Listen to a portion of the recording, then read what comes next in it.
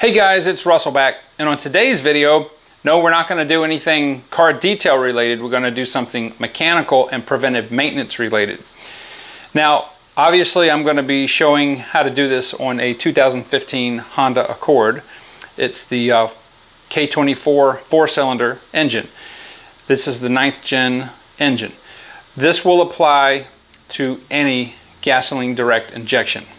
So the problem in a nutshell, if you're not familiar with what GDI or gasoline direct injection means, in these engines, the injector sprays fuel directly into the cylinder. So air comes in the intake, it goes over the intake valve, it goes into the cylinder, and the fuel is sprayed directly into the cylinder, similar to how a diesel engine works.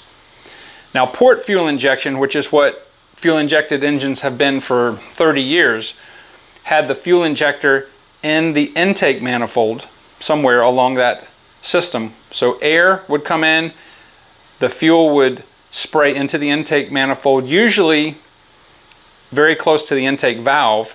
The air and fuel mixture would wash over the valve and then get drawn into the cylinder and get burned. The advantage to GDI, you get a little bit better fuel mileage, you can run a little bit higher compression ratio, and you get a little bit more power. The problem is, and why we're here today, is that since with the GDI system, fuel does not run over the valve, the intake valve anymore, because there are detergents and additives in the fuel, in the gasoline that you buy at the gas station, that helps keep the valve clean on the back side. You have exhaust gas recirculation, you've got oil vapor, you have all that stuff coming through, and now that is landing on the back of the valve, and what happens is over time you get a coking, a very hard carbon deposit on the back of the valve. It can cause hard starting, it can cause rough running, poor gas mileage, pre-ignition, a whole host of problems. Now, the problem is, how do you clean that? Well, the ultimate way is to remove the head, and you can blast it with crushed walnuts. That is very labor intensive and very expensive. Some of the car manufacturers, BMW comes to mind, have a big problem with the carbon deposits on the back of the valves, hence a lot of times that's what you have to do. We don't want to have to do that. We want to do this easy.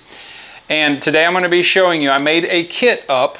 We're going to be using the CRC GCI intake valve and turbo cleaner. We're going to be using this, and I've got a measured line that it's about 6 feet, and I've also made a plunger, a little stopper on the end. This doesn't come with the, this comes off. I made this and drilled a hole in it, and I'm going to show you how neat this is going to be. This allows you to do this procedure by yourself sitting in the car seat, because you're going to have to keep the RPMs around 2,500 RPMs when you do this. If you have a friend, you could perhaps not use this, but I'm going to tell you why this is really a good way to do this. And the best way to do that is to show you. So let's go outside and look at the Honda, and let me show you the two options that you have for getting this in your engine. Okay, so the two options, the two easy options you have for doing this is you would have this can, it's got a flexible straw in it, and most people probably would remove the intake air boot. This is your air cleaner right here. This is the throttle body that's attached to the intake manifold, and would either remove it here or here and kind of wedge the straw in there and try to spray. The problem with that is there's a sensor, there's a map sensor here, and there's other sensors here, and you have a good possibility of throwing a check engine light if you do that. So it's not the most ideal situation. The best way to get this into the engine is by use of a vacuum line. And the easiest vacuum line that we can use is the brake booster hose vacuum line. It's right here. It's extremely easy on this engine to get to. Your engine, if you're not working with one of these, you could be working with the V6 model, you could be working on a Chevy Malibu. It doesn't matter. First of all, find the brake booster line and see if it's accessible. And what I've designed is I've designed this hose to fit over, and I'm going to show you this, the nipple of this vacuum line, where there will be no vacuum leaks. either there or where we're going to squirt the cleaner into. So let me get the camera reset up and let me show you how incredibly easy this is. And I didn't mention this before, but you really need to do this, I would say, every 10 to 15,000 miles just to try to keep the deposits down. I just turned over 30,000 miles and I'm just now getting around doing it. Shame on me, but hey, you know, at least I'm doing it now. So let me get everything set up so you can see what I'm going to do with this engine. I just wanted to show you guys a really quick, neat trick if you have a Honda. Normally, you would put the hood stop rod there, but if you want to service the back of the engine and you need more clearance, then you can put they've put a second stop right there, which puts the hood almost vertical. So I didn't know if a lot of people knew that, but let me get the camera positioned and let me show you how we're going to set this cleaner kit up. All right, so as you can see, here is the brake booster vacuum line. It goes to the intake manifold right there. There is a plastic nipple that sticks up, and I'm going to take some needle nose pliers. Going to remove the clamp. It's just a spring clamp. Depending if you're working on a different model car, it may be something different. I'm going to pull this out.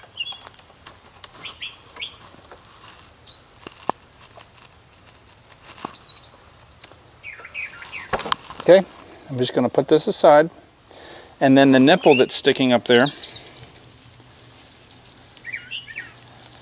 I'm going to place my hose on, and it's a nice tight fit so it's not going to leak. And let me give you a close-up of that now. All right, there's the plastic nipple that comes out of the intake manifold, and I've put this hose all the way on there. All right, so next thing I'm going to do is I'm going to uncoil this hose. I'm going to go around to the other side and show you how we're going to set this up. And I'll be able to do this by myself, keeping the RPMs on the engine to around 2,500 as I am injecting the cleaner into the engine through the hose.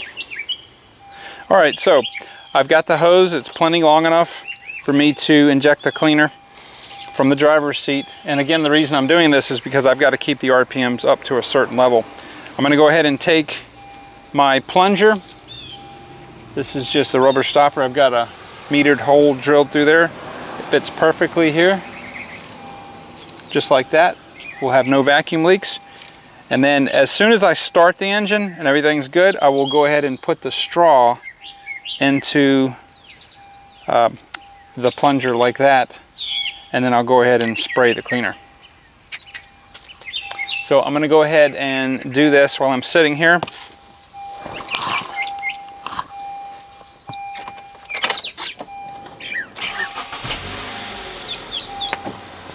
See, there is a nice vacuum source here, and I'm just going to go ahead and put that in like that. So I've got this in here maybe an inch. I'm going to raise my RPMs to about 2,500, and then short bursts.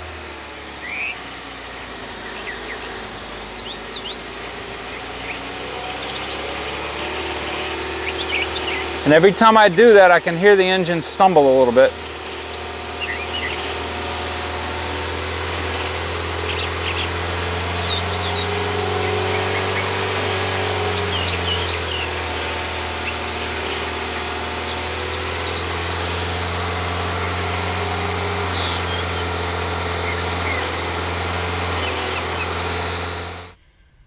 Okay, the directions say to let the car heat soak, or the engine heat soak, for 1 hour, which I've done.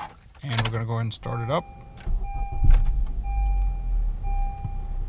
Now, I don't know if you guys noticed during the video, but the engine was running really rough, as it will. And the check engine light was flashing. I put the scanner on it and there were absolutely no codes at all. You can see there's no codes. And we're just going to go go ahead and drive the car. It said to drive it for 10 minutes at highway speed. So that's what we're gonna do. Now I apologize, I don't have a mount for this GoPro, so we're just going to do the best we can.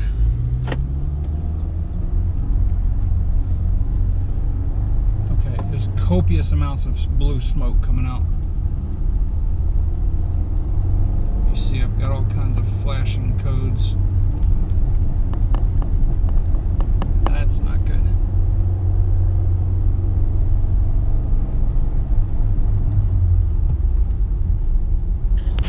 Alright, so here we are back. As you can see, I've got some I've got the check engine light and a couple other lights on, but the car is running really good. So I'm going to keep driving it here and I'll report back when the lights go off. Alright, here we are back in the Honda, and I want to show you guys that all is well. All the lights are out.